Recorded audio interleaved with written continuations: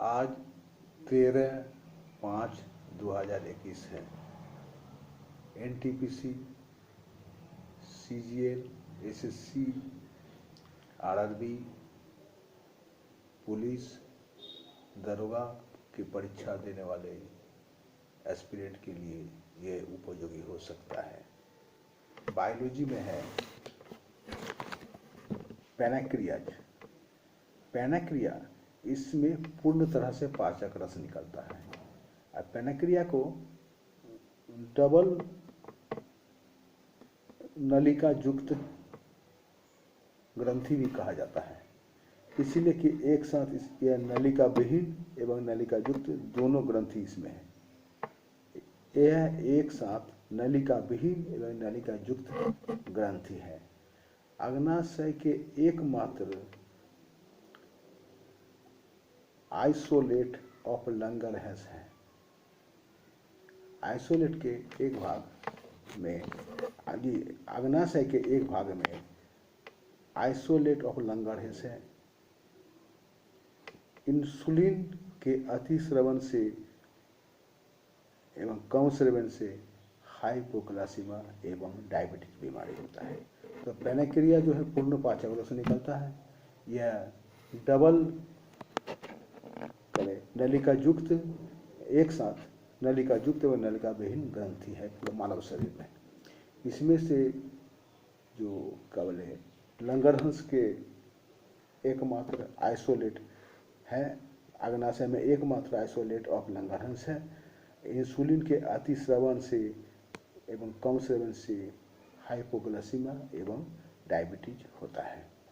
तो पैनक्रिया के ही कमजोर होने से डायबिटीज बीमारी होता है एवं इसमें जो है इंसुलिन इसी में से बनता है लंगरहंस में।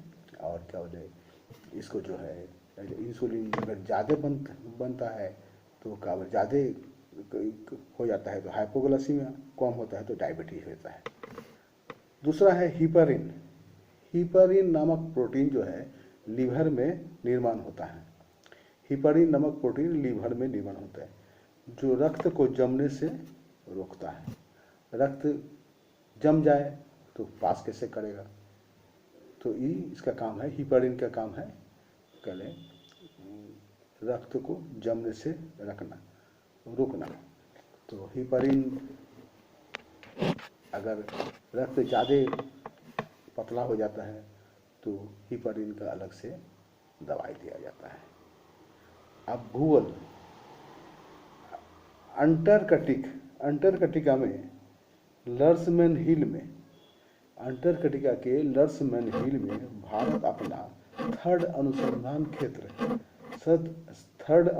क्षेत्र भारतीय स्थापित किया है। अंटार्कटिका में लर्समैन हिल में भारत ने अपना तीसरा अनुसंधान केंद्र भारतीय नाम से स्थापना किया है। इसके पहले इन्होंने 2 अनुसंधान केंद्र स्थापित किया था। पहला का नाम था दक्षिणी गंगोत्री जो अब नष्ट हो गया है। दूसरा का नाम था मैत्री है जो अभी है। सेकंड क्वेश्चन, टोडा जनजाति बहुत नामी जनजाति है। टोडा जनजाति कुछ बराबर आता है, कहाँ पाए जाते हैं? टोडा जनजाति नीलगिरी के पहाड़ियों पर निवास करता है, वहाँ पर रहता है। ये लोग का मुख्य पेशा भैंसी पालना, ये लोग का भैंसी पालने वाला किसान है। अब इतिहास संबंधी अरविंद घोष जो है कर्मयोगी, युगांतर, वंदे मातरम, लाइफ डिवाइन, सावित्री नामक पत्र पत्रिका एवं किताब लिखा है। स्वतंत्रता संग्राम में इन्होंने बहुत बड़ा योगदान किया था।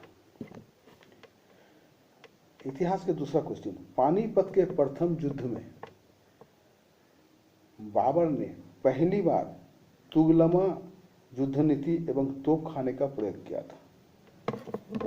पानीपत के प्रथम युद्ध में बाबर ने तुगलमा युद्ध नीति एवं तोपखाने का इस्तेमाल किया था। उस्ताद अली एवं मुस्तफा निशानेबाज प्रथम पानीपत युद्ध में भाग लिया था। प्रथम पानीपत में बाबर के पास दो निशानेबाज बहुत नामी नामी थे, उस्ताद अली एवं मुस्तफ़ा। इन लोग बहुत निशाने थे, इन लोगों ने भाग लिया था। तो पानीपत के प्रथम युद्ध में प्रथम बार तोपखाने का इस्तेमाल हुआ एवं तुगलका युद्ध नीति इस्तेमाल हुआ। ये जानने योग्य बात है। केमिस्ट्री, बर्तन जो कलय किया जाता है, बर्तन कलय होता है, तो बर्तन कलय किस केमिकल के द्वारा होता है?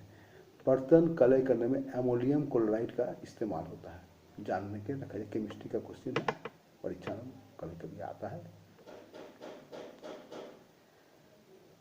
बिस्फेंड,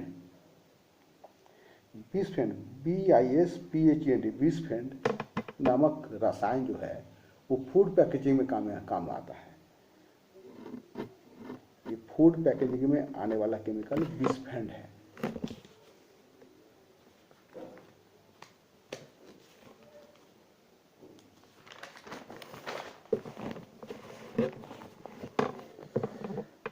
फिजिक्स के क्वेश्चन है। पारा, मरकुरी -39 डिग्री सेंटीग्रेड में पारा जम जाता है। अल्कोहल -115 डिग्री सेंटीग्रेड पर जमता है। तो पारा -39 डिग्री, -39 डिग्री सेंटीग्रेड एवं अल्कोहल -115 डिग्री सेंटीग्रेड पर जमता है। याद रखा जाएगा, दोनों को एग्जामिनेशन में पूछा जाता है। बाऊ में धनी की चाल, बाऊ में धनी की चाल 332 ms है। 332 ms है बाऊ में। हवा में धनी जो हम लोग बोलते हैं किस चाल से चलता है, तो 332 ms है। यही चाल जो है जल में 1483 ms है, बहुत ज़्यादा है 1483। वही लोहा में 5130 है। तो ये तीनों याद रखने की कोशिश किया जाएगा। हवा में 332, जल में 1483 एवं लोहा में 5130 ms। वायु में धनी का चाल 332, जल में 1483 एवं लोहे में 5130 धनी की चाल है, याद रखा जाएगा। रोचक कथा, रोचक कथा में आज हमने लिया है अरविंद घोष। अरविंद घोष स्वतंत्रता में बहुत सहायता किया है, बहुत मेहनत किया है। इन्होंने कर्म पुरुष थे एवं जोगी, कर्म जोगी भी कहा जाता है इनको। अरविंद घोष के विषय में एक रोचक कथा है। अरविंद घोष साधना ध्यान सब करते थे। अरविंद घोष साधना ध्यान करते थे। इन्होंने कुछ हद तक इनका पहुंच था। एक बार की बात है, कोई केस के सिलसिले में इन्होंने हाई कोर्ट में, कलकत्ता हाई कोर्ट में इनको गीता पकड़ के कसम खाना पड़ता था, पढ़ना का जरूरी पड़ा। इनके हाथ में गीता दे दिया गया। जब गीता इनके हाथ में दे दिया गया तो अरविंद घोष ने जैसे ही गीता हाथ में लिया तो अरविंद घोष ने देख रहे हैं कि जज जो है श्री कृष्ण है। जज देख रहे हैं अरविंद घोष जो है श्री कृष्ण है। और जितना उसमें पक्ष विपक्ष के पार्टी देखने वाले लोग थे, सब देख रहे हैं कि यह श्री कृष्ण है। उसी दिन जज ने इस कोर्ट के नाम श्री कृष्ण कोर्ट रख दिया। उस दिन से इस कोर्ट को श्री कृष्ण कोर्ट बोल के लॉक कर दिया गया। यह है अरविंद घोष के विषय में रोचक कथा। दूसरा रोचक कथा, ईश्वर चंद्र विद्यासागर, कि बंगाल के जन्मे हुए, मिदनापुर जिला में जन्मे हुए एक ब्राह्मण हैं, ब्राह्मण परिवार में जन्म लिए थे। इनके विषय में रोचक कथा है कि इन्होंने विधवा विवाह में राजा राममोहन राय के साथ दिए हैं। इन्होंने रविन्द्रनाथ टैगोर के समय में ही थे, उस समय भी इनका नाम था।